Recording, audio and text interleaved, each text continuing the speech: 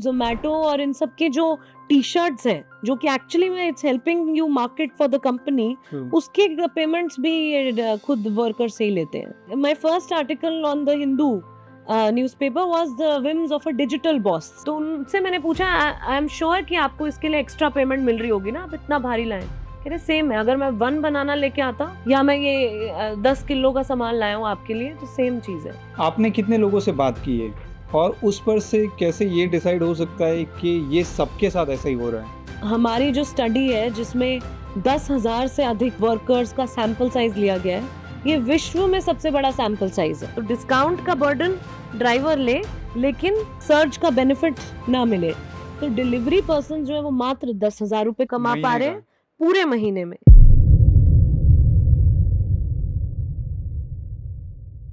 Prisoners on wheels, जब मैंने ये सुना तो मुझे ऐसा लगा शायद ये कोई एक बुक है या किसी के बारे में पर्टिकुलर कहानी है, बट ऐसा तो कुछ नहीं है. पार्शली ये उन लोगों की कहानी है जो स्विगी, जोमेटो, ओला, उबर जैसी कंपनीज में काम करते हैं. उन छोटे छोटे लोगों की कहानी है जिनके डेली वेजेस की क्या कंडीशन है, क्या सिचुएशन है उनकी प्रोफेशनल लाइफ की, जो हमसे छुपी हुई है. कई बार हम 2 मिनट ड्राइवर के ना आने से थोड़ा सा इम्पेशेंट हो जाते हैं, थोड़ा ऐसा लगने लग जाता है क्यों ये रिसीव नहीं कर रहा है, क्यों ये मुझे सर्विस नहीं दे रहा है, बट उसके डिफरेंट साइड की कहानी हमको पता नहीं होती. Same situation food delivery boys के साथ भी है. इसकी पूरी एक रिसर्च हुई है and that is prisoners on wheels. उनकी जो रिसर्च डायरेक्टर हैं हमारे साथ आज मौजूद हैं.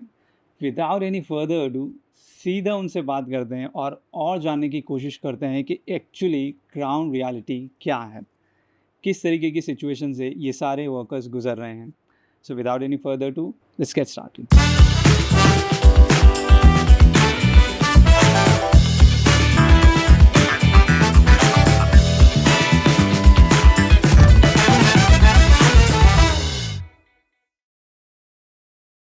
First of all thank you so much कि आपने टाइम निकाला आज के सेशन के लिए एंड ऑफ कोर्स पॉडकास्ट के लिए. Thank you so much Rahul, and congratulations for this initiative. First of all ये सेटअप और आपका जो अंदाज है वो सब काफ़ी अच्छा है, और इस तरह की चर्चा लोगों तक पहुंचाना बहुत ज़रूरी काम कर रहे हैं आप लोग, तो उसके लिए बहुत बहुत बधाई. Thank you so much ma'am. Session was very amazing. बहुत सी ऐसी चीज़ें जानने को मिली जिसके बारे में हम लोग अवेयर नहीं थे. हमें क्या होता है कि हम किसी चीज़ को अगर डिमांड करते हैं तो चाहते हैं कि वो उसी वक्त कंप्लीट हो जाए, वो फुलफ़िल हो जाए. जी. कई बार नहीं हो पाती है. उसकी जो अदर साइड स्टोरी है वो आज आपने बयां की इन ओला, उबर, स्विगी, जोमेटो वर्कर्स की. सीधा स्ट्रेट फॉरवर्ड एक क्वेश्चन मैं आपको पूछूंगा, क्या ये गिग वर्कर हैं और क्या गिग इकोनॉमी है, ये क्या है? थोड़ा सा इसको थोड़ा आप क्लियर करें. जी, तो आजकल जो नए तरीके के काम हम देख रहे हैं कि आ रहे हैं, जो डिजिटल वर्ल्ड और डिजिटल इंडिया के ज़माने में जो एप्स आ रही हैं, प्लेटफ़ॉर्म्स आ रहे हैं, उससे जो काम लेते हैं, उनको प्लेटफ़ॉर्म वर्कर्स कहते हैं, और ऐप आधारित कर्मचारी जो ऐप के ज़रिए अपना काम प्राप्त करते हैं, और उसी के थ्रू उन्हें पेमेंट्स मिलती हैं। दरअसल उसी को ही ऐप बेस्ड वर्कर्स कहते हैं. गिग वर्कर का जो आइडिया है वो यहाँ से आया कि इसको एक तरह से full time proper formal employment की तरह नहीं देखा जा रहा है. ये एक पीस ऑर्डर, जैसे एक ऑर्डर आया, दूसरा ऑर्डर आया, एक राइड आई, फिर और राइड आई, तो इस पीस रेट वर्क को एक तरह से गिग वर्क भी कहते हैं. लेकिन हम देख रहे हैं कि भारत में खास तौर पे पूरी तरीके से निर्भर है इस तरह की इकोनॉमी पे लोग, जो कि 8 घंटे की शिफ्ट एक रेगुलर वर्किंग शिफ्ट हुआ करती थी, जो हमारे लेबर यूनियंस ने डिमांड की थी, और हम बोलते हैं ना 9 टू 5 जॉब.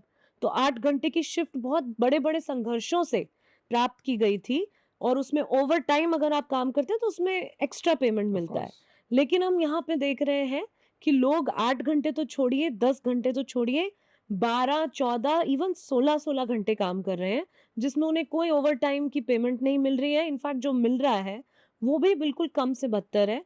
और इस तरह का जो असुरक्षाएं हैं, ये जो जॉब्स हैं, इसमें कोई भी तरीके का एक्सीडेंट इंश्योरेंस नहीं होता है. आपने बोला कि 2 मिनट भी डिले हो जाए तो हम एकदम इम्पेशेंट हो जाते हैं. इसीलिए लोग, आपने देखा होगा, ट्रैफिक सिग्नल्स तोड़ तोड़ के जो है जेप्टो, जोमेटो, स्विगी, ये सब चला रहे हैं बहुत तेज़ी से गाड़ी, 10-10 मिनट की डिलीवरी की जो है ऑफ़र्स आ रही हैं, जो हम एज़ कस्टमर्स लुफ़्त भी उठाते हैं। परंतु आप देखेंगे कि इन वर्कर्स बहुत असुरक्षाओं से घिरे हुए हैं। इनके एक्सीडेंट्स आए दिन हो रहे हैं, इनके साथ दुर्घटनाएँ हो रही हैं, इनके साथ मारपीट हो रही है, इनकी चोरी-चकारी हो रही है, इनफैक्ट मर्डर्स तक के केसेस आ रहे हैं। तो ऐसे केस में कोई भी इनकी भरपाई नहीं हो रही, जो कंपनियाँ जिनके साथ ये जुड़े हुए हैं, वो कोई ज़िम्मेदारी लेकर तैयार नहीं है। तो जो गिग वर्कर बोलिए, प्लेटफ़ॉर्म वर्कर बोलिए या ऐप बेस्ड वर्कर बोलिए, इस इकोनॉमी में, इस इंडस्ट्री में जो सारी तमाम असुरक्षाएँ हैं, उसी काम को हम अपनी इस स्टडी में देख रहे हैं और मेरी पीएचडी में भी मैंने इस तरह के इनसिक्योर वर्कर्स के ऊपर काम किया है, जो सिर्फ़ ऐप बेस्ड नहीं, जैसे स्ट्रीट वेंडर्स, रिक्शा पुलर्स और तमाम श्रमिक वर्गों को भी मैंने समझने की मैं कोशिश की है। एक्चुअली वही पूछने की आपको कोशिश भी कर रहा था कि इसमें और कौन-कौन से लोग इंक्लूड होते हैं? लाइक स्विगी, ज़ोमैटो, उबर, ओला, ज़ेप्टो जैसा आपने बोला, इसके अलावा और कौन-कौन से जो हैं वो देखिए इंक्लूड होते हैं? जी, तो इसमें जो भी लोग, जैसा मैंने समझाया कि जो भी काम ऐप के ज़रिए हो रहा है, तो वो एक तरह से इसके बाउंड्री में आ जाएगा। जैसे ओके। कि आजकल केयर वर्क चल रहा है, अगर मुझे कोई डोमेस्टिक हेल्प चाहिए या मुझे कोई अपनी एल्डरली के लिए केयर करवाना है या मेरे अगर मुझे बेबी सिटिंग के लिए किसी को हायर करना है। आजकल डॉग्स को पार्क में वॉक कराने के लिए भी स्पेशल निकलने लग गया है। It's like a new job profile that has come out. Hmm, तो उसके लिए भी लोग ऐप पे बुक कर रहे हैं। ट्रू। तो ये सब तरीके की चीज़ें जो हैं आप देख सकते हैं और आगे जाके चीज़ें और भी बढ़ने वाली हैं। अभी प्लम्बर और सैलून का काम, ब्यूटी वर्क और इलेक्ट्रीशियन, ये सब लोग भी लोग ऑनलाइन हायर कर रहे हैं और अब्रॉड में आप देखेंगे कि ये ट्रेंड काफ़ी कॉमन है। आपको टास्क्स जो है वो मिलती हैं अपने ऐप के ज़रिए, पेमेंट भी ऐप के ज़रिए मिलती है। इनफैक्ट प्राइसिंग भी कस्टमर्स डिसाइड कर सकते हैं कि ओके। क्या इतने प्राइस में आप आने को तैयार हैं। फिर जो वर्कर है वो अपना बिड रखता है। तो इस तरह की जो ऑनलाइन लेबर मार्केट बनती है और जो डिमांड एंड सप्लाई के ज़रिए प्राइसिंग डिटरमिन होती है, एल्गोरिदम्स के थ्रू ड्यूटीज़ जो है वो अलॉट होती हैं, जो टास्क्स अलॉट होते हैं, ये सब एक नया तरीके का हम बोल सकते हैं कि लेबर चौक होते थे ना पहले, हुँ, जहाँ पे दिहाड़ी एम्प्लॉयर आते मज़दूर थे। जिसे बोलते थे एक बिल्कुल, तरीके से। तो वो जो है कि ऑनलाइन लेबर चौक्स एक तरह से हुँ, बनते जा रहे हैं और इसमें आगे बहुत सारे हमें रूप और रंग देखने को मिलेंगे। उसमें हमें बहुत सारी सुविधाएँ देखने को मिलेंगी, पर हमें बहुत सारी असुरक्षाएँ भी देखने को मिलेंगी, जिसके ऊपर हम लोग काम कर रहे हैं और सिर्फ़ बतौर रिसर्चर्स नहीं, हम लोग एक एडवोकेसी ग्रुप की तरह भी काम कर रहे हैं। चाहे वो जुडिशरी के थ्रू उसमें समाधान ढूँढना, लीगल फ्रेमवर्क्स के थ्रू समाधान ढूँढना, लेजिस्लेटिव में जो लॉ मेकर्स हैं, एमपीज़ हैं, एमएलएज़ हैं और तमाम जो सरकारें हैं उनके साथ बैठकर कानून बनाना, उसे इम्प्लीमेंट कराना, लोगों में जागरूकता फैलाना, इन सब चीज़ों को लेके उन सभी मुद्दों से जुड़कर हम इस पर काम कर रहे हैं अभी। नाइस। सो आपके कहने का मतलब है गिग वर्कर्स यानी जो ऐप बेस्ड वर्कर्स हैं, जो उसमें काम करते हैं, they are called gig workers. जी। और इसी से रिलेटेड जो भी जितना भी ट्रांज़ैक्शन होता है या चीज़ें आगे पीछे होती है, मॉनेटरी वाइज़ हो, हुँ। फिज़िकली हो, डिजिटली हो, जी, वो पार्ट है इस इकोनॉमी का, दैट इज़ गिग इकोनॉमी, जी, राइट? जी। Am I right? That's right. Okay, nice. Ma'am जैसे आपने बोला कि इन लोग की जो डेली वेजेस, अगर मैं एक तरीके से इसको एक टर्म दूँ, डेली वेजेस, तो वो डिसाइड करने वाली कंपनीज़ होती हैं, एक तरह से कह सकते हैं। जी। राइट? जैसे इनड्राइव है, इनड्राइव की अगर मैं बात करूँ तो उसमें हम बिड लगा सकते हैं। हुँ। उसमें कस्टमर जो है वो अल्टीमेटली बिड लगा सकता है कि भाई इतना मुझे पैसा पे करना है इस राइड का। जी। दूसरी कंपनीज़ में ये चीज़ नहीं है। तो ये कैसे डिसाइड करते हैं ये लोग कि इस राइड का इस डिस्टेंस पे कंज्यूमर नीड के अकॉर्डिंग और ड्राइवर की नीड के अकॉर्डिंग ये प्राइसिंग होगा, ये हुँ। कैसे डिसाइड होता है? तो सबसे बड़ी चीज़ जो हमें अपनी स्टडी में भी मालूम पड़ी कि यूनिफ़ॉर्म प्राइसिंग का कोई कॉन्सेप्ट नहीं है, ना ही उसमें कोई ट्रांसपेरेंसी है। बहुत आर्बिट्रेरी तरीके से ये प्राइसिंग डिसाइड होती है। कुछ कन्फर्म नहीं है कि अगर आप एक ड्राइवर हैं और मैं एक ड्राइवर हूँ और हम अभी पॉइंट ए से पॉइंट बी तक कोई राइड अगर ड्रॉप करने के लिए हमें इसी समय और इसी कंडीशंस में सेम कंडीशंस में हम जाते हैं तो आपको एक अलग फेयर दिखाएगा, मुझे एक अलग फेयर दिखाएगा। कस्टमर को भी हो सकता है अलग-अलग दिखाए, पर ड्राइवर्स में आपको दिखेगा कि ये इनफैक्ट आपने अगर ए से बी तक ड्रॉप किया, तो जो बेस फेयर आपको मिला है, ज़रूरी नहीं कि उसकी जस्ट अगली राइड पे आपको वही सेम फेयर सेम मिले। फेयर, हाँ। तो वो टाइमिंग के साथ भी बदलता है, वो आपको किस प्रकार का कस्टमर मिल रहा है, उसके साथ भी बदलता है। वो बहुत मनमानी तरीके से चीज़ें चेंज होती हैं और उस पर यही माँग हो रही है कि एक डेटा जो है ट्रांसपेरेंसी हो, फेयर्स में यूनिफ़ॉर्मिटी हो, स्टैंडर्डाइज़ेशन हो या एटलीस्ट एक ट्रांसपेरेंसी हो कि किन-किन फैक्टर्स के आधार पे वो तय किए जाएँगे और किन-किन आधार पे वो बढ़ेंगे या कम होंगे। अगर कहीं सर्ज प्राइसिंग दिखाता है, मान लीजिए अभी बारिशें चल रही थी, तो काफ़ी I think prices surge of पे चल कोर्स, रहे होंगे, तो हाइक हो गए थे वो। उसमें ऐसा नहीं है कि वर्कर को फ़ायदा मिल रहा है, हुँ। ज़रूरी नहीं है। सर्ज प्राइसिंग में कंपनी उसका मैक्सिमम जो बढ़ा हुआ अमाउंट है, वो अपनी जेब में रख रही है। कस्टमर को अगर भारी भरकम डिस्काउंट मिल रहा है, तो उसका भी बड़ा-सा बड़ा शेयर जो है वो ड्राइवर के कंधे पे डाल दिया जाता है। तो डिस्काउंट का हुँ। बर्डन ड्राइवर ले, लेकिन सर्ज का बेनिफिट ना मिले। इस तरीके की कई सारी चीज़ें जो हैं, वो हमें स्क्यूड देखने को मिली। मतलब एल्गोरिदम्स जो हैं, वैसा ही वो सेट है। कंपनी के फ़ेवर में ज़्यादा स्क्यूड देखने को मिल रही हैं और वर्कर के अगेंस्ट जाती हुई दिख रही हैं। इसके और भी कई सारे उदाहरण हैं, जैसे कि पेनल्टी सिस्टम होता है, इंसेंटिव सिस्टम होता है, सर्विलेंस सिस्टम्स होते हैं। ये सब इन ऐप्स की खूबसूरतियाँ बोलूँ मैं या फिर ख़ासियत बोलूँ, तो वो है जिसके ज़रिए वो काफ़ी अच्छे से उनको माइक्रो रेगुलेट कर सकते हैं। उन्हें पता चल जाता है, अच्छा आप तो अभी इस रूट के बजाय इस रूट से चले गए या आपको तो यहाँ खड़े होना चाहिए था, आप यहाँ खड़े हैं। तो एक तरह से ये कंपनियाँ अपने आप को बोलती हैं कि हम एम्प्लॉयर्स नहीं हैं। पर अगर देखा जाए तो और आई थिंक नीदरलैंड्स की किसी जजमेंट में आया था कि ये एम्प्लॉयर्स नहीं हैं। सही बात है, एम्प्लॉयर्स नहीं हैं। ये हाइपर एम्प्लॉयर्स हैं। ये इतने ज़्यादा एम्प्लॉयर्स हैं कि आपकी एक-एक कदम पे इनको नज़र रखनी है। आप क्या कमा सकेंगे उसकी आपको कोई पता नहीं चलेगा। अगर आपकी पेमेंट में से कुछ कटा है, तो वो उसका आपको अंदाज़ा भी नहीं हो पाएगा, आप जान भी नहीं पाएँगे कि आपकी कितना लॉस हुआ है। तो ये बहुत ज़्यादा इसमें मनमानी देखने को मिल रही है और एक पारदर्शिता बिल्कुल भी नहीं देखने को मिल रही। तो कई सारी ऐसी चुनौतियाँ आ रही हैं। आपने वेजेस की बात की तो मैं छोटा-छोटा बता दूँ कि हमारे स्टडी में निकल के आ रहा है कि सब कुछ अगर आप सारे खर्चे हटा दें ऑन वर्क के खर्चे, हाउसहोल्ड एक्सपेंसेस अभी अलग हैं। तो हुँ। अगर आप एट वर्क जैसे ईएमआई व्हीकल की, उसकी कार की मेंटेनेंस, डेली का जो फ्यूल लगता है, ये सब अगर आप हटा दें, तो डिलीवरी पर्सन जो है वो मात्र 10,000 रुपए कमा पा महीने रहे का। हैं पूरे महीने में। और वो भी ऐसा कि जिसमें वो छुट्टी शायद ही ले पा रहे हैं महीने में। 2 या 4 2-3 छुट्टी से ऊपर नहीं ले पा रहे हैं। हफ्ते में 1 छुट्टी का कॉन्सेप्ट वो नहीं उसका जो है आनंद ले पा रहे हैं। ना ही वो घर में बच्चों के साथ टाइम स्पेंड कर पा रहे हैं, ना नींद पूरी कर पा रहे हैं, ना वेकेशन पे जा पा रहे हैं किसी मतलब अगर वो माइग्रेंट प्रवासी मज़दूर हैं तो कहीं अपने घर चले जाएँ कुछ दिन गाँव, वो सुविधा भी वो नहीं ले पा रहे हैं।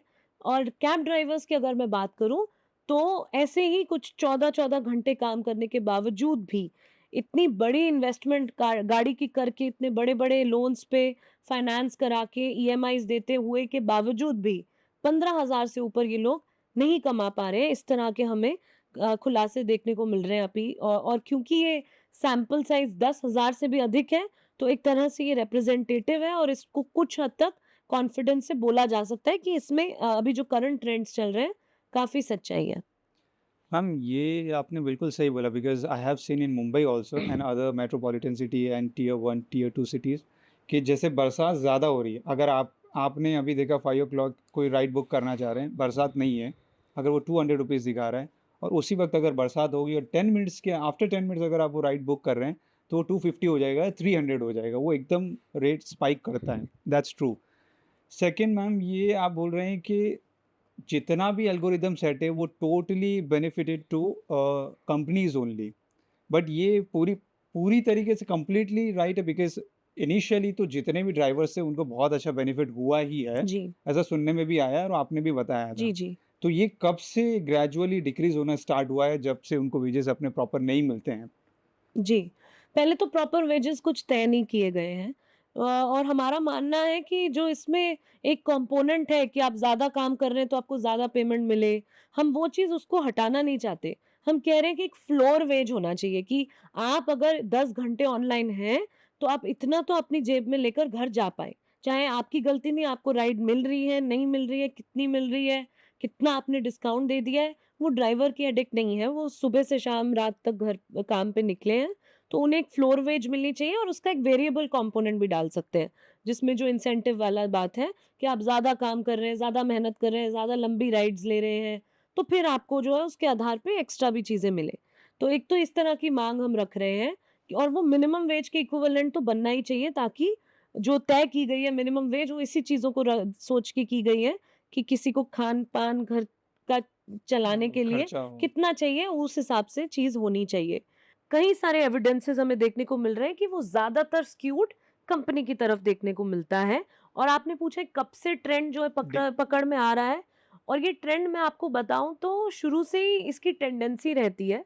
लेकिन शुरू-शुरू में क्या होता है कि कंपनीज़ को जो फंडिंग मिलती है शुरू में, उसको पहले तो वो बर्न करते हैं और ज़्यादा से ज़्यादा पैसा वो लगाते हैं। ये फंडिंग कहाँ से मिलती है मैम? वेंचर कैपिटलिस्ट होते हैं, फॉरेन इन्वेस्टर्स जो फिनटेक यानी फाइनेंस और टेक की नए स्टार्टअप्स आ रहे हैं, उन्हें सपोर्ट करते हैं। फिर इंटरनेशनल लॉबी भी होती है, अब जैसे उबर है, तो ये इंटरनेशनल कंपनी है। फिर उसके बाद ओला जैसे स्टार्टअप्स भी आए। लेकिन आप ये देखेंगे कि इसमें ऐसा नहीं है कि अनलिमिटेड स्टार्टअप्स जो आ पाएँगे। ऐसे और भी बहुत सारे आए थे स्टार्टअप्स जिनको जो है नहीं सपोर्ट मिल पाया। वो कोशिश ये भी कर रहे थे कि ज़्यादा एक कोऑपरेटिव मॉडल हो। उसका क्या रीज़न था सपोर्ट नहीं मिल पाया? वो उसका यही है ना कि क्योंकि बड़ी कंपनीज़ ऑलरेडी कब्ज़ा कर चुकी हैं मार्केट हुँ। शेयर में। उनको कस्टमर का भी मिल चुका है, जो है एक अच्छा चंक मिल चुका है। उनको ड्राइवर भी मिल चुके हैं, उनको गाड़ियों की फ्लीट भी मिल चुकी है। तो अब वो एक तरह से मार्केट को सैचुरेट करके और अपना बिग कैपिटल के ज़रिए वो और प्लेयर्स को नहीं आना देना चाहते। तो वो कॉम्पिटिशन नहीं चाहते, तो वो अपनी प्राइस वॉर्स के ज़रिए उन्हें हटा सकते हैं मार्केट से। जैसे कि वो ओह! इतने कम प्राइस ऑफर करने लगेंगे कस्टमर को, जो छोटी दूसरी कंपनियां नहीं कर सकती, क्योंकि वो ट्रू। किफ़ायती ही नहीं है। लेकिन क्योंकि आपको बाहर से फंडिंग आ रही है इस तरीके की, तो आप कम प्राइस में भी कस्टमर को डिस्काउंटेड प्राइसेस में भी कहीं दूर-दूर पहुंचा सकते हैं और अपने ड्राइवर को भी शुरुआत में खुश रख सकते हैं। तो ऐसा भी हुआ था शुरू-शुरू में जब नई-नई ऐप्स आई थी कि ड्राइवर्स ने भी सीख लिया था कि चलो फेक बुकिंग कैसे लेनी है। वो ओके। तो वो फेक बुकिंग लेके एक पॉइंट से दूसरे पॉइंट में शो कर देते थे कि हम चले गए हैं, पर बैठे-बैठे उन्होंने भी कमाया। फिर ओटीपी सिस्टम आया तो कंपनियों को तो तुरंत समझ आया कि क्या चल रहा है। तो हुँ। उन्होंने उसको आउटस्मार्ट करने की पूरी तरीके से, उनके पास तो और बड़े हथियार हैं। उनके पास एल्गोरिदम है जिसको वो अपने हिसाब से शेप कर सकते हैं। मैम यहाँ थोड़ा इंटरवेन करना चाहूँगा। जी। आपने कहा कि पहले ड्राइवर ने भी बहुत फेकिज़्म किया है और एक तरीके से गलत-गलत या फ़ॉल्स राइड बुक करके अपने अभी बताएँ कि भई इतना हमारा राइड हो गया। जी। तो ये भी तो एक पॉइंट हो सकता है जहाँ पे कंपनी को ऐसा लगा हो कि नहीं अब थोड़ा-सा ज़्यादा और स्ट्रिक्ट होना चाहिए वर्कर्स के ऊपर। नहीं, मैं वही आपको बोल रही हूँ ना, शुरू में जो कंपनी का ही ये वायदे आए थे कि हम आपको बता रहे हैं कि 1.5 लाख रुपए कमाने का सपना पूरा कीजिए। तो वो हुँ। 1.5 लाख कैसे कम रहे थे? वो 1.5 लाख ऐसे कम रहे थे कि आपको 10 राइड आप करते तो 5,000 रुपए मिलेंगे। तो ऐसे बहुत मोटे-मोटे इंसेंटिव शुरू में दिए ताकि अट्रैक्ट कर सके और ड्राइवर्स को। और वो और फुलफिल फिर हुए या नहीं? शुरू में मिले लोगों को। Okay. This is around I think 14 to 16, maximum 2016 तक आखिरी इस तरह के अच्छे इंसेंटिव्स रहे होंगे। और इनफैक्ट इससे थोड़ा पहले ही आप लगा लीजिए, क्योंकि 2016 की पहली ओला उबर की स्ट्राइक हुई थी। वही मैंने कवर किया था और मेरा इंटरेस्ट फिर इसमें आया था, क्योंकि मैं इनफॉर्मल लेबर पे काम कर ही रही थी अपनी पीएचडी में। तो मुझे लगा कि ये कैसे नहीं है इनफॉर्मल लेबर, इसमें तो बड़े कॉर्पोरेट कैपिटल इन्वॉल्व है, ऑर्गेनाइज्ड कैपिटल है, लेकिन वर्कफोर्स तो इनफॉर्मल है, किसी भी हुँ। सुरक्षा से वो नहीं जुड़ी हुई।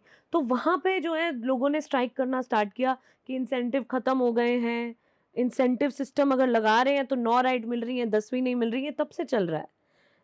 तो कि उसमें भी कहीं-कहीं सारे फ्रॉड हैं।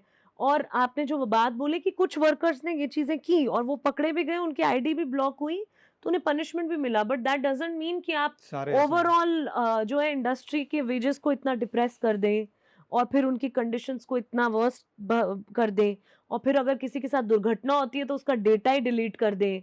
इस तरह के लाइसेंसेस तो आई थिंक किसी कंपनी को नहीं होने चाहिए। और जब वो सब कुछ तय कर रहे हैं अपने ड्राइवर के लिए, कि वो और सारा खर्चा और सारी इन्वेस्टमेंट ड्राइवर कर रहा है, तो फिर ये कैसे नहीं हुए एम्प्लॉयर्स, और ये कैसे मतलब अपने आप को इससे दूर रख रहे हैं।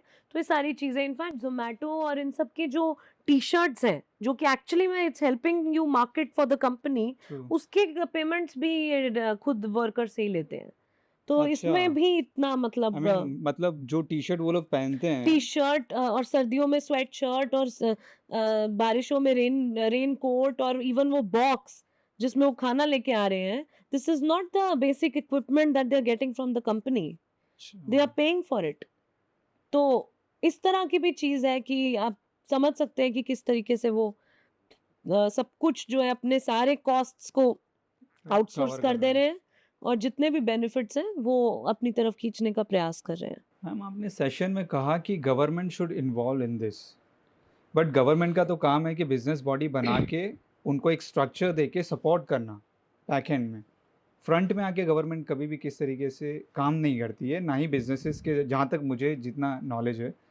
इसमें आप किस तरीके से चाह रही हैं गवर्नमेंट किस कैसे इन्वॉल्व हो, मतलब पॉलिसीज़ बना के वो साइड में रह जाए, या वो हाफ पार्शियली इन्वॉल्व हो पूरी तरीके से जिसमें उनका कंट्रोल हो? बिकॉज़ फिनटेक से जहाँ से सपोर्ट मिल रहा है पैसों का, तो हो सकता है कि सबसे ज़्यादा प्रेशर उनकी तरफ से भी हो, बिकॉज़ उन्होंने पैसा लगाया है and they want their money back as soon as possible. तो क्या चाहती हैं आप, गवर्नमेंट किस तरीके से इसके अंदर इन्वॉल्व हो? बिल्कुल, आपने अच्छा सवाल पूछा है, और इसका एक बहुत इंटरेस्टिंग पूरा पॉलिटिकल साइंस है, इकोनॉमिक्स है इसके पीछे, कि what should be the role of state in running the country, its economy and society. ये एक अपने आप में बड़ा फंडामेंटल सवाल है। और इसमें अगर इकोनॉमिकली देखा जाए तो एक फ्री मार्केट मॉडल होता है, एक स्टेट कंट्रोल्ड मॉडल होता है, जो प्लैन्ड इकोनॉमी जिसे बोलते हैं, जो पूरी तरीके से स्टेट डिसाइड करता है, सारी जो ओनरशिप है वो स्टेट के पास होती है। चाइना जैसी एक तरह की कंट्री, जो आप देख सकते हैं बहुत कैपिटल हेवी कंट्री है, उसका सब कुछ मैक्सिमम स्टेट ओन्ड ही है। इसीलिए अभी भी ट्रू, उनकी वन पार्टी सिस्टम में communist party of India okay, कहलाता है। लेकिन इंडिया में हमने मिक्स्ड इकोनॉमी मॉडल रखा था। यहाँ पे कुछ एक नई चीज़ें आई हैं। इंटरनेट रेगुलेशन जो है, ये सवाल आ रहा है। जो डिजिटल स्पेसेस हैं उसमें डेटा प्राइवेसी के कानून हैं, हुँ, उसको रेगुलेट करना ज़रूरी है। फैक्ट्रीज़ एक्ट हुआ करती थी। जब आप अगर मान लीजिए ये जो स्मार्टफ़ोन और डिजिटल एज से पहले वाले कंपनियों को कौन रेगुलेट करता था? वो तो रेगुलेटेड है, उनको लाइसेंस चाहिए ऑपरेट करने के लिए। वो लाइसेंस और आसानी से मिलते हैं, दैट्स ट्रू। उनको लैंड आसानी से मिलता है, दैट्स ट्रू। वो वेजेस किस हिसाब से बाँटेंगे, उनको ईएफ, पीएफ ये सब देना है कि नहीं, उसमें भी कुछ कानून लगते हैं। तो लेबर लॉज़, फैक्ट्री लॉज़ और इंडस्ट्रियल रिलेशंस कोड, ये सारे कानून सरकार के हर सरकार में होते हैं, ताकि वो कैसे स्मूथली फंक्शन करे। सिर्फ सरकार रोकने का काम नहीं करती, स्मूथली फंक्शन कराने का काम भी सरकार कराएगी ना। वरना अगर सिर्फ कॉर्पोरेट कंट्रोल्ड होगी पूरी कंट्री तो एनार्की भी आ सकती है एक हुँ, तरह से। तो state also creates that levers for it to move smoothly। तो यहाँ पे गवर्नमेंट का रोल आता है कि एटलीस्ट एक रेगुलेटरी फ्रेमवर्क तो हो। हुँ, आपके सिटीजन्स के साथ दुर्घटना होती है तो कोई अकाउंटेबिलिटी तो होनी चाहिए ना, कि कौन कौन जिम्मेदारी लेगा। या तो आप बताइए कि कौन जिम्मेदारी लेगा, या तो सरकार ले जिम्मेदारी। किसी ना किसी को तो लेनी पड़ेगी ना, अगर कुछ इस तरीके से हो रहा है। फाइनली तो उसको वो कस्टमर तो उस ऐप के थ्रू ही मिला, हुँ, उस कमीशन तो उस ऐप ने ही काटी। ट्रू, वो राइड तो मतलब ऐप ने डिटरमिन किया ना कहाँ से कहाँ। तो इसलिए ये रेगुलेटरी फ्रेमवर्क को आप इस तरीके से ना देखें कि इन कंपनियों पे रोक लगाई जा रही है या इनकी प्रॉफिट पे रोक लगाई जा रही है। एक फॉर्मेट बनाया जाए। एक एक फ्रेमवर्क तो होना चाहिए ना। तो स्टार्टअप इंडिया को सपोर्ट करना, या फिर इस तरह के न्यू डिजिटल स्टार्टअप्स को सपोर्ट करना, ये सब काम भी सरकार कर रही है। पर फिर वो स्टार्टअप्स ऑपरेट कैसे करेंगे, किस अम्ब्रेला में करेंगे, और हर क्षेत्र में, डिफेंस हो गया, कॉर्पोरेट हो गया, फाइनेंस हो गया, हर क्षेत्र में कुछ प्रकार का रेगुलेटरी फ्रेमवर्क है, मॉनेटरी फ्रेमवर्क है, सब चीज़ों में होता है। तो आई थिंक इस सेक्टर में भी होना चाहिए, क्योंकि ये बहुत डेंजरस भी हो सकता है। आप समझ सकते हैं लाखों करोड़ों की पेमेंट्स ऑनलाइन यूपीआई में हो रही हैं। आपका पैसा है, मेरा पैसा है, उसमें टैक्स कट रहा है लगातार। सरकार इसीलिए भी इन्वॉल्व होनी चाहिए क्योंकि वो टैक्स ले रही है, जीएसटी कट रहा है हर ट्रांजैक्शन पे। राइट। तो it's a very clear question that सरकार का रोल हमेशा हमें ये नहीं देखना चाहिए कि एक रोड़ा लगाएगा किसी चीज पे। It can also smoothen and create favourable conditions for even various corporates to operate. फिर फाइनली मैं ये कहना चाहूंगी कि अगर ये ट्रूली फ्री मार्केट की भी बात हो रही है तो उसमें छोटे छोटे प्लेयर्स को भी मौका मिलना चाहिए। कुछ ड्राइवर्स मिलके स्टार्टअप खोल लें और कोऑपरेटिव मॉडल पे वो ऐप बनाएं। कुछ टेकीज जो है वो खुद चल के आके ऐसा कुछ बना ले, तो उनके लिए भी स्पेस होनी चाहिए। तो उसको बोलेंगे ना एक लेवल प्लेइंग फील्ड। तो ऐसा स्पेस तो हमें नहीं दिख रहा। एक तो मोनोपोली कैपिटलिज्म का दौर चल रहा है। Nice, very insightful. मैम, आपने कहा कि गवर्नमेंट इन्वॉल्व होनी चाहिए, तो मुझे ऐसा लगा कि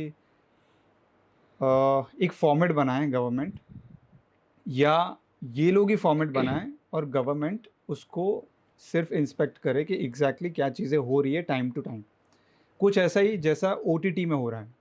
ओटीटी में बहुत सी ऐसी चीज़ें आई क्योंकि सेंसरशिप नहीं थी, जी। जो भी डालना चाहते थे वो लोग पुट ऑन कर सकते थे। तो इसकी वजह से आफ्टर अ वाइल अभी ऐसा हो रहा है कि उसमें एक सेंसरशिप आ रही है, गवर्नमेंट का इंस्पेक्शन आ रहा है धीरे धीरे, कि इस तरीके से क्या आप कुछ ऐसा ही चाहती हैं कि करे वो सब, बट इंस्पेक्ट गवर्नमेंट करे time to time? I think that's a very good example and a good parallel to draw. And I think this is one way of doing it कि जो उसमें मेजर स्टेक होल्डर्स हैं वो इसके terms decide करें, जैसे workers associations और employers किस बात से, या फिर जो कंपनीज हैं वो किन चीज़ों में राज़ी होती हैं उस चीज़ पे हो, और फिर एक समझौता हो, उस पर एग्रीमेंट हो, और फिर उसमें सरकार जो है वो थोड़ा देख रेख का काम करे और उसमें खुद भी इन्वॉल्व हो इन टर्म्स ऑफ कि डेटा शेयरिंग के ऊपर अगर सरकार इन्वॉल्व हो। कोई जैसे सोशल सिक्योरिटी में कुछ सरकार की तरफ से नहीं आ रहा है तो वो पॉसिबल है। जो सेस कस्टमर और एम्प्लॉयर की तरफ से कंट्रीब्यूट हो वर्कर के वेलफेयर पे, उसकी बात हो सकती है। तो अभी तक जो हम देखते हैं कि अलग अलग इंडस्ट्रीज में मॉडल होता है ट्राइपार्टाइट सिस्टम, जिसमें representative of the workers, representative of the employers और सरकार के रिप्रेजेंटेटिव, ये तीनों मिलके, स्पेशली जहाँ पे क्लियर एम्प्लॉयर एम्प्लॉई रिलेशन नहीं होता। ये इस काम को आप ये समझिए कि यहाँ पे कोई डायरेक्ट बॉस और डायरेक्ट वर्कर वाला रोल नहीं है। ट्रू। ऑल्दो आई फील कि है, जैसा हमने बताया कि एक तरह से हाइपर एम्प्लॉयमेंट वाला सीन है यहाँ बट पे। कौन लेकिन इंसान है लेकिन किससे? ऐसा नहीं है कि वो ऐसा कौन व्यक्ति है, वो ऐप को एक तरह से रिपोर्ट कर रहा है। राइट, तो my first article on the Hindu newspaper was the whims of a digital boss. तो एक डिजिटल बॉस का रूप है, लेकिन एक्चुअली में है इनफैक्ट बहुत ठोस एम्प्लॉयर है यहाँ पे, अगर आप देखना चाहें और आइडेंटिफाई करना चाहें। पर एक तरह से जो डायरेक्ट एम्प्लॉयर एम्प्लॉय, जैसे फैक्ट्री में आपको दिख रहा है कि मैनेजमेंट है, सुपरवाइजर है, यहाँ पे वर्कर है, उस तरीके से नहीं होता। इसीलिए यहाँ पे गवर्नमेंट का रोल भी आ जाता है ऐसे ऐसे कंडीशंस में।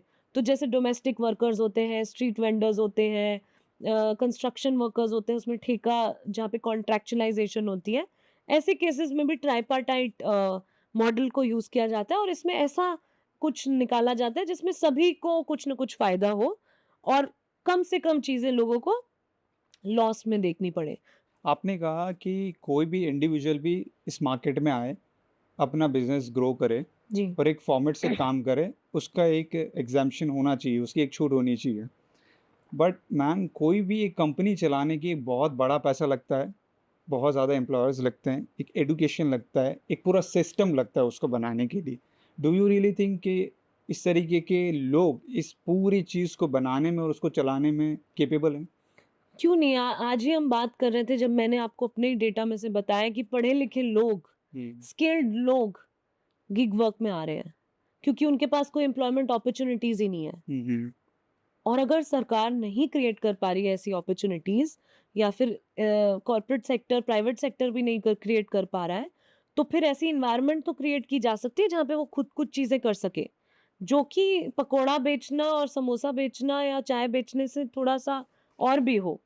मैं ये नहीं कह रही, मेरा काम स्ट्रीट वेंडर्स पे पहले था, मतलब उससे भी प्रमुख मेरा जो, अगर आप देखेंगे तो ये सब कोई मज़ाक की बात नहीं है, जो लोग ये कर रहे हैं वो भी मुझे बहुत रिस्पेक्टफुल लग रहा है, लेकिन प्रॉब्लम ये है कि इन्हें भी एविक्ट किया जा रहा है सड़कों से। और अभी एक एमबीए चाय वाला का स्टार्टअप है, वो भी काफ़ी अच्छा चलता है। तो I am not demeaning any kind of work. What I am trying to say is that जिसकी जो स्किल है, जिसकी जो क्षमता है, उसके हिसाब से अगर वो काम करे तो अच्छा रहेगा। अब आपने पूछा कि इन्वेस्टमेंट क्या रहेगा? स्कूटी लेने के लिए कुछ थर्ड पार्टी आजकल काफ़ी यूलू, ज़ोलो इस तरह की हम्म, ऐप्स आ गई हैं। अगर कैब है तो अगर कुछ 10 कैब ड्राइवर, 50 कैब ड्राइवर मिलके, और उनके पास कैब तो ऑलरेडी है। बस उनको एक टेक वाला बंदा चाहिए अपने साथ, जो कि एक छोटा-सा इंटरफ़ेस बना दे और बोले कि पर्टिकुलर लोकेलिटी में वो बोले कि हम एक हाइपर लोकल ट्रांसपोर्ट आपको प्रोवाइड कर रहे हैं। जिनको मन है ये आप ऐप डाउनलोड करो, इसमें कुछ एक अच्छा फ़ीचर बता दो, तो उसमें क्या लगा? क्षमताएँ बहुत हैं, हमें उसको एक्सप्लोर करने की बहुत ज़रूरत है। 2015 के बाद सिचुएशन अलग हुई है यहाँ पे हुँ, इन हुँ। वर्कर्स की, हुँ। M I right? जी, मतलब आप कह सकते हैं, जी। ओके, तो उससे पहले कितने वर्कर्स काम करते थे इस तरीके के इकोसिस्टम में? हुँ। उसके बाद कितने वर्कर्स काम करने लगे 2019 तक, और आफ्टर कोविड क्या रेशियो है अब? कोविड डेफ़िनेटली एक डिसरप्शन पॉइंट आया था, और मैं आंकड़ा एग्ज़ैक्टली तो नहीं बता सकती प्री 2015 का। ऑब्वियसली अभी से कुछ 1/3 से भी कम ही होगा जो आज है। तो आज का जो डेटा अगर नीति आयोग का आप देखेंगे 2022 की रिपोर्ट के अनुसार, तो 77 लाख था। 77 but lakh. It's a big under reporting according to many estimates. 2.5 से 3 करोड़ गिग वर्कर्स हैं इंडिया में। ये एक, मैं कह रही हूँ, मिनिमम एस्टिमेट है। और विदिन बाय 2028 इसके वो है कि 10 करोड़ तक भी पहुंच सकता है कुछ रिपोर्ट्स के अनुसार। और आप देख सकते हैं ना, क्योंकि कई सारे जॉबलेस लोग अगर इसी फील्ड में आ रहे हैं, जिनका डीमोनेटाइजेशन से, कोविड से, लॉकडाउन से जिन जिन की जॉबें छूटी वो इसी फील्ड में आ रहे हैं। और फिर ये सबसे आसान है, अगर सबसे बोला जा रहा है कि लेस इन्वेस्टमेंट, लीस्ट इन्वेस्टमेंट वाला काम है, कि आपने किराए पे एक बाइक उठा ली और आप अटैच हो गए, आपके पास बस एक स्मार्टफोन होना चाहिए, बैटरी बैंक होना चाहिए क्योंकि आप जा रहे हैं, इंटरनेट पैक होना चाहिए, इतनी चीज से आप ये काम कर सकते हैं। तो people are finding it as a quick option to come. Part timers को उठा लेंगे आप अगर गिन के, तो और ज्यादा, मतलब आराम से 3 करोड़ तक आज की डेट में ये संख्या एक तरह से पहुंच रहा है, according to some estimates also. तो इट्स अ वेरी बिग, मतलब अगर आप देखें from vote bank point of view, from या political point of view, electorally and issue wise, सारी पार्टियां अपने मैनिफेस्टो में गिग वर्कर्स को मेंशन करने लग गई हैं। और जो कानून बन रहे हैं उससे भी हम बहुत मोबिलाइज कर रहे हैं। तो ये सारी चीज़ें हम इसमें देख पा रहे हैं। कोविड में ये हुआ था कि आई थिंक इनका काम बढ़ा, स्पेशली ऑनलाइन ग्रोसरी और इन सब डिलीवरीज का। क्योंकि एज यूजुअल हम कस्टमर्स घर बैठे, अब बारिश हो रही है तो वो और कम घर बैठ रहे हैं। संकट के समय पे और ज़्यादा फ्रंट लाइन पे ये वर्कर्स काम आके बढ़ आपको जाता है। सर्व करते हैं और मुझे सर्व राइट, करते हैं। Right, right. और हीट वेव्स, गहरी गर्मी जब 50 डिग्री टेम्परेचर दिल्ली और बाकी जगहों पे क्रॉस कर रहे थे, हमें घर से नहीं निकलना था एसी को छोड़ के, पर वर्कर्स को हम बुला रहे थे, मतलब डिलीवरी पर्सन को बुला रहे थे, बारिश में, या फिर बहुत सर्दी में। ये जो जैकेट्स का भी पैसा इनको ही देना पड़ता है, वो पहन के ये लोग कैसे भी मैनेज करके आ रहे हैं। और कोविड में भी रिस्क लेके ये लोग जो है फ्रंट लाइन वर्कर्स की तरह काम किए। तो इनका कंट्रीब्यूशन बढ़ा है, इनका रोल बढ़ा है, इनके लिए डिमांड बढ़ी है ओवर टाइम। और इनका एक तरह से बहुत बड़ा रिजर्व आर्मी ऑफ लेबर जिसको बोलते हैं, कि सप्लाई भी बढ़ी है इन वर्कर्स की, क्योंकि एक अगर छोड़ के जाता है तो 10 और खड़े हैं, क्योंकि बेरोजगारी भी बहुत है देश में। मैम, इन लोगों का काम जो है हर, आई मीन जैसे ओला है तो totally different sort of work. Swiggy Zomato अलग, जेप्टो अलग, जी। दूसरी और भी कंपनीज की बात करें तो, जैसे मैं एक एग्जांपल आपको दूं कि बिग बास्केट है, उनका ग्रोसरी का काम है, तो वो सप्लाई करते हैं from one door to next door. तो उनका जो वेट होता है पर्टिकुलर ग्रोसरी का, आप समझ लीजिए 4-5 केजी से स्टार्ट होता है, it can goes to 10 kgs also, 15 kgs also, but in comparison to Swiggy, Zomato, उनका वेट उतना नहीं होता है किसी भी पार्सल का, ज़्यादा से ज़्यादा 3 केजीज़, 4 केजीज़, 5 केजीज़। सबसे पहले ये कंपैरिजन आप कैसे करेंगे कि इसका काम ज़्यादा है या उसका काम ज़्यादा है? सेकंड सेकंड ये कि दोनों का काम जब अलग है, फॉर्मेट एक है, एक स्ट्रक्चर एक है, लेकिन काम जब दोनों का अलग है, तो एक ही पॉलिसी में कैसे आ सकते हैं दोनों चीज़? दोनों ही आपके अच्छे सवाल हैं और इसको सेक्टरली इसके स्पेसिफिक चैलेंजेस और हर कंपनी इनफैक्ट अपने नई-नई policy, incentive system, payment system अलग निकालती है। अगर आप सिर्फ ई-कॉमर्स की डिलीवरी को देखें तो अमेज़न और फ्लिपकार्ट की कुछ सेम नहीं है, उनकी अलग चल रही है। अमेज़न ने ₹50 पर डिलीवरी से स्टार्ट किया था, ₹10 पर डिलीवरी दे रहे हैं। हुँ, शुरू में उन्होंने देखा कि अरे और वर्कर आ रहे हैं, कम से कम में भी काम करने को तैयार हैं, गिराते रहे अपना रेट। ठीक है? तो हर समय भी और कंपनी भी और आप जैसा आपने बोला है सेक्टर भी, इसको आप डिवाइड करके अलग-अलग तरीकों से समझ सकते हैं। इसका अम्ब्रेला क्या है, कॉमन क्या है इसमें, वो ये है कि ये एक तरह से ट्रांसपोर्ट सेक्टर वर्कर्स हैं। We can say that. तभी ये आपको प्रिज़नर ऑन व्हील्स सभी व्हील्स पे एक तरह से हुँ, काम कर रहे हैं। तो उनको हर कंपनी या हर क्षेत्र में रेट्स तय करना, फिक्स करना ये सब किया जा सकता है। और पहला आपने सवाल पूछा तो मैंने इन वर्कर्स से ये चीज़ पूछी थी क्योंकि एक बार मैंने खुद ही कुछ तरबूज़ या फिर क्या बोलते हैं उसको नारियल पानी और कुछ ऐसा 5 किलो का आटा कुछ ऐसे हेवी चीज़ें थी। तो मैंने कहा भैया आई एम होपिंग कि आपको इन सब ज़्यादा 2 चक्कर में वो व्यक्ति लाए थे और हमारा सेकंड फ्लोर पे था। मैं नीचे जाके भी एक चक्कर काट के आई बट फिर वो खुद ही आ गए थे दूसरा लेके भी जो दूसरा लॉट बचा था। तो शिफ्ट हुए थे शायद तो हमारा ज़्यादा वो था। तो उनसे मैंने पूछा आई एम श्योर कि आपको इसके लिए एक्स्ट्रा पेमेंट मिल रही होगी ना आप इतना भारी लाए? कह रहे सेम है अगर मैं 1 बनाना लेके आता या मैं ये 10 किलो का सामान लाया हूँ आपके लिए तो सेम चीज़ है। तो I was very shocked and it's a basic common sense I think hmm. जो बेसिक रैशनैलिटी और बेसिक ह्यूमैनिटी नहीं यूटिलाइज़ की जा रही है इन टेक इंटरफेस में। जो कि हमारा जो हम सोचते हैं कि और फेयर कर देना चाहिए था टेक के आने से, बिचौलिए जो है कम हो जाने चाहिए थे, पर कंपनियाँ खुद बिचौलिया बन के बैठ गई हैं जो हर ट्रांज़ैक्शन में से बिना बात कमीशंस काटती हैं। तो ये सारी चीज़ें हैं। हर सेक्टर की अपनी स्पेसिफ़िकेशंस भी हैं, पर आप एक लार्जर फ्रेमवर्क में देख सकते हैं इस चीज़ों को। हाँ, जो कैब ड्राइवर्स हैं उनको थोड़ा अलग देखना चाहिए, डिलीवरी वालों को अलग देखना चाहिए। विदिन डिलीवरी जो डिफरेंशिएशन है, उसको आप देख सकते हैं। But I think there is still a commonality when you are deciding on the pricing, the fares, the transparency of data. I think certain common parameters will apply 3 crore से ज़्यादा workers हैं इस इंडस्ट्री में, आपने कहा, अप्रॉक्सिमेटली। अप्रॉक्सिमेटली। आपने कितने लोगों से बात की है? और उस पर से कैसे ये डिसाइड हो सकता है कि ये सबके साथ ऐसा ही हो रहा है? देखो हमारी जो स्टडी है जिसमें 10,000 से अधिक वर्कर्स का सैंपल साइज़ लिया गया है, ये हुँ, विश्व में सबसे बड़ा सैंपल साइज़ है। तो ये अगर आप सैंपलिंग सीखे होंगे या रिसर्च मेथोडोलॉजी आपने कभी पढ़ी होगी, तो 0.1% of the total population is supposed to be a very good sample okay.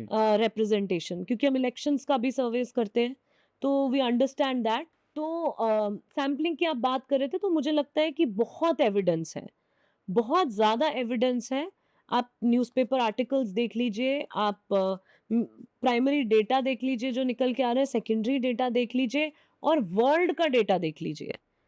और अगर सेम कंपनीज़ ऑपरेट कर रही हैं, जैसे उबर है, वो अलग-अलग देशों में श्रीलंका, नेपाल हम आईएलओ का कन्वेंशन बना रहे हैं इसके ऊपर उसके ऊपर जो है रिपोर्ट लिख रहे हैं एक 2025 में इसी के ऊपर आने वाला है।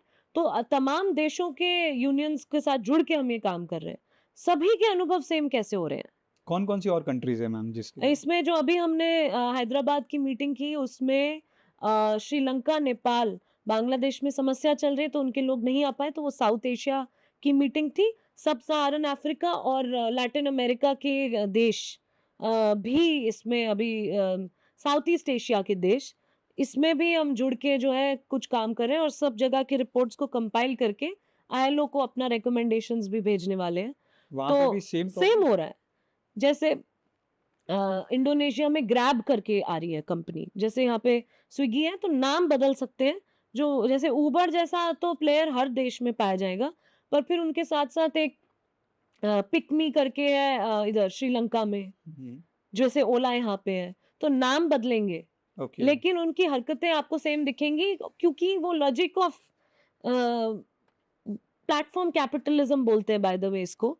वो सिमिलर तरीके से ऑपरेट कर रहा है, वर्कर के एक्सपीरियंसेस सिमिलर तरीके से ऑपरेट कर रहे हैं, तो ये कुछ नया नहीं है। मैं तो आपको ये बोलूँगी कि हम ज़रूर इसको न्यू फॉर्म्स ऑफ वर्क बोल रहे हैं।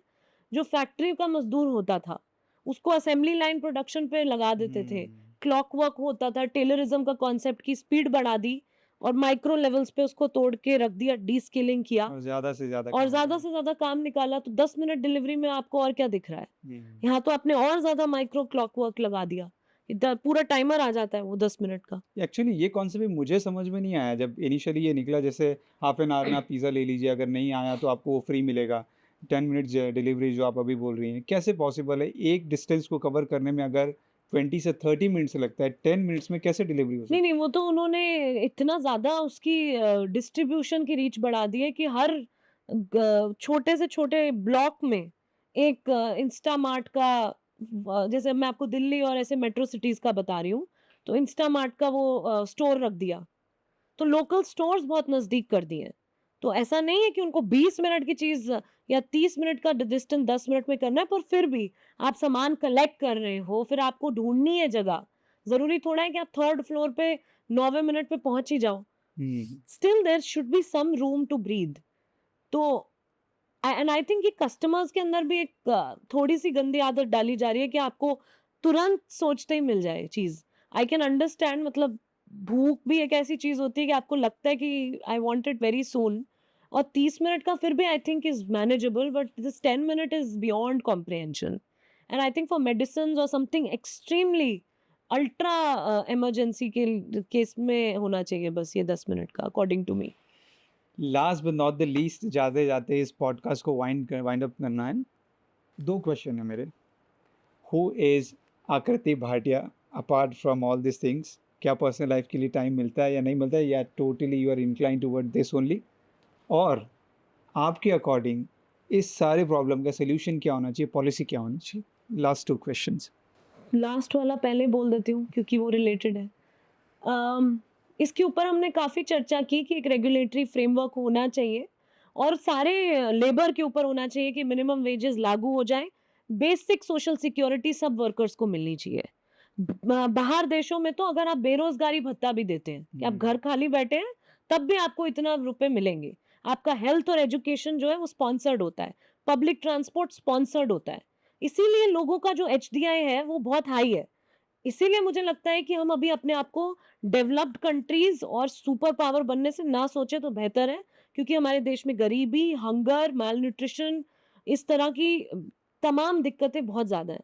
तो अभी मैं कोई डिजिटल लेबर के बारे में नहीं कह रही, मैं सभी के बारे में कह रही हूँ कि एक स्तर होना चाहिए सब लोगों का, मिनिमम स्तर, जहाँ पे अगर आपको दिख रहा है कि इतनी बेघरी है, होमलेस पॉपुलेशन इतना है, बस्ती में इतनी बुरी कंडीशंस में लोग रहने वाले इतने, आप कैसे अपने आप को जो है इतना सुपर डेवलप पावर कंट्री, कैसे ट्रू। कह सकते हैं?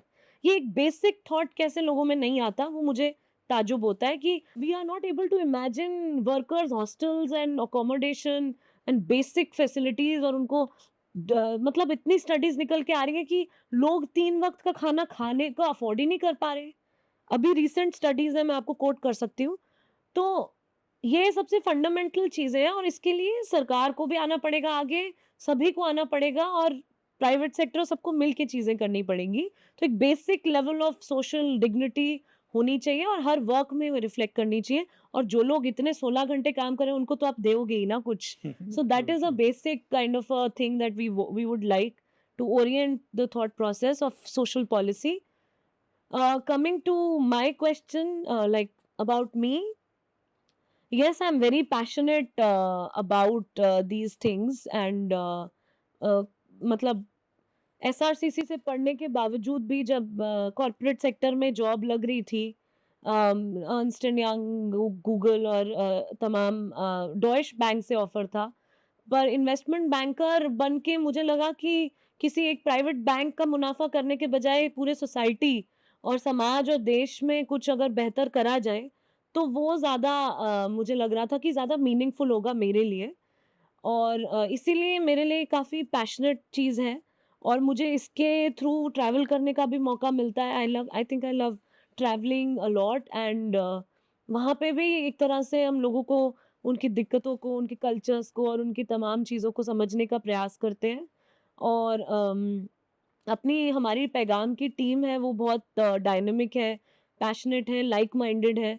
तो व्हेन इस तरह के और बहुत सारे लोग जुड़ जाते हैं तो आप इमेजिन कर सकते हैं कि वो यस, किस लेवल ऑफ एनर्जी, स्पार्क और कुछ करने की स्पीड जो से काम ज़ील होता है, है। वो आती है। तो that way I am very like driven by team kind of a person and I love singing. तो that's another passion. And I think this journey is all about continuously exploring yourself and evolving. तो अभी ऐसा कोई एक चीज़ नहीं है जिसको मैं बोल सकती हूँ कि वो आकृति भाटिया है। और recently I also got married, but I think my life hasn't changed as much. क्योंकि हम अप्रैल में शादी हुई और उसके तुरंत बाद इलेक्शन के कैंपेन्स में लग गए 2 महीने के लिए and it was like our idea of honeymoon.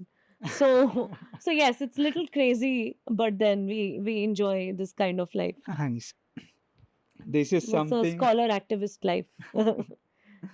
good to know that it was very insightful.